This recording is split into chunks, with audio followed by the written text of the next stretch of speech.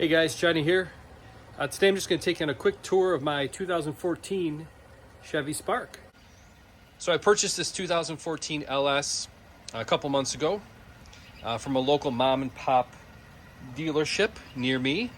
I saw it on Facebook Marketplace and I was drawn to it, because the color, and it looked really like it was in good shape, which it was. Hardly any rust on it, like just some minor surface rust underneath, but for a car in this area in Western New York, this is considered to be very, very, very clean. Yeah, there were some rock chips and stuff like that on the front when I got it. I bought some touch-up paint from the Chevy dealership and touched that up. Like I said, the car had just under 95,000 miles on it. And what also attracted to me not only was the color and the shape, but that it's a manual transmission. And I wanted a manual just because I prefer shifting gears. But I also got this car to save some gas, and like I said, the price was right. I basically was out the door for their asking price, which was fantastic, and that included tax, title, and all that other stuff that New York State charges. I was driving a 2015 Chevy Silverado 1500 High Country. Great truck, and I'm going to use it as a tow vehicle.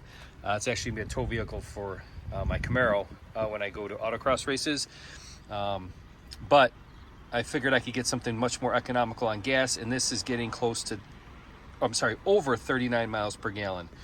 One of the first things I swapped out was the radio. It had a standard LS radio in it with no touchscreen, so I swapped it out with this Bosch unit. I've had a Bosch unit before, and some people don't like them, but again, trying to be somewhat frugal at the time, it fit the bill. I also replaced all 4 speakers with kicker speakers, and I got everything from Crutchfield, and the sound is much, much better than it was. Still not as nice as my truck sound system, but it's great. It has CarPlay, as you can see. Hook up my phone there, and I use Waze typically for GPS. Interior was super clean, really nice, front and rear. And I really couldn't complain. Like, the car was in great shape. It was a one-owner vehicle. Whoever took care of it did a fantastic job. Some of the upgrades besides the radio and the speakers, I did put WeatherTech mats in the car. I used the WeatherTech vent visors on all 4 windows.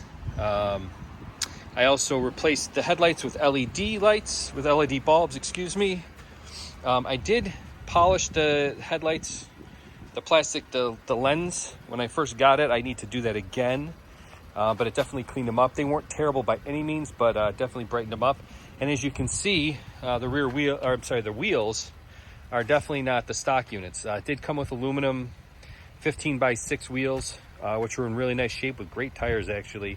But for the summertime, I thought I'd jazz it up a little bit, and I went with the Enkei RFP 1s. They're 17x7 with a plus 35 millimeter offset, and I have Falcon Azenis 615K or plus K tires on them, and they're 215, 40, 17.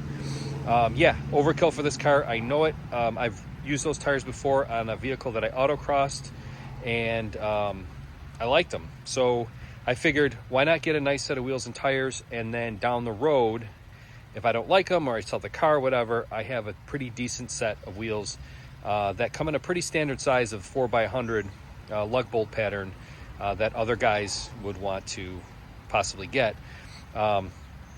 So I do occasionally drive the Silverado if we're going someplace, or if I have more than myself and maybe my one other passenger, I'll take the truck because just because of the roominess of the vehicle.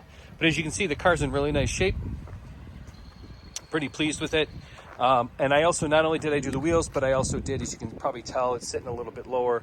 I ran BC Racing BR Series coilovers on it. I had to adjust them a number of times to get it to this right height.